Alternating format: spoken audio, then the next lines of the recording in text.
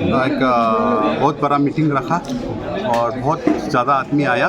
जो हमारा APHLC का इंडिपेंडेंट कैंडिडेट है श्री जय कथार जी, उसका सपोर्ट में हम लोग सब निकला इधर में।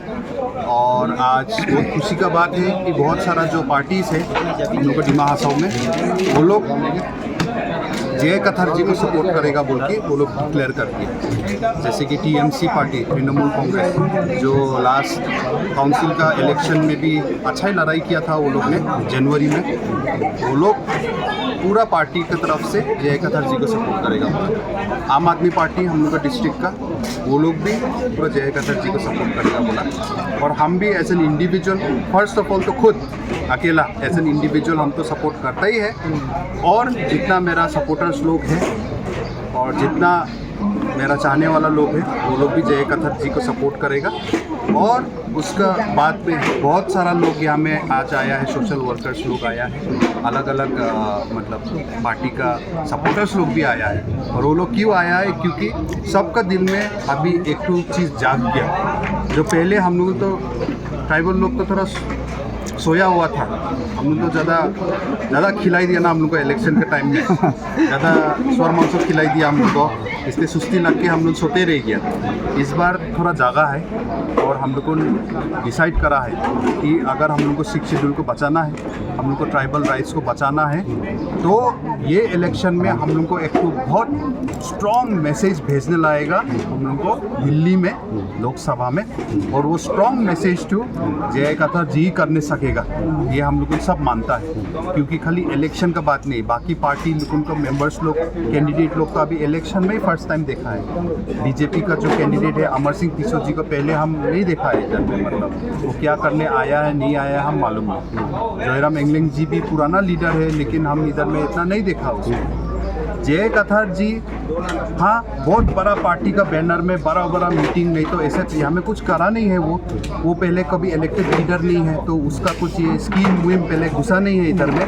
लेकिन एज ए पर्सन जो 6 शेड्यूल को बचाना चाहता है, वो बहुत सालों से 2016 से और उसका पहले से भी, हम खुद तो पर्सनली 2016 से उसको जान पहचान हुआ, जब यहाँ में वो 6 शेड्यूल अवेयरनेस मीटिंग करने के लिए आया हाफलोंग में।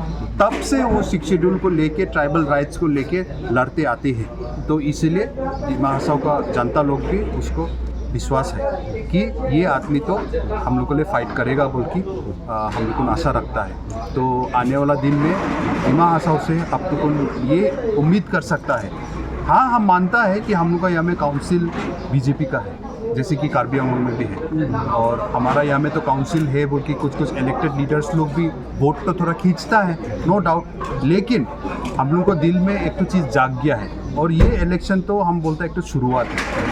इस बार इलेक्शन का रिजल्ट जो होगा उसके बाद में 6 शेड्यूल को लेके, ट्राइबल यूनिटी को लेके ही हम लोग को पॉलिटिक्स तो आगे बढ़ेगा आने वाला दिन में।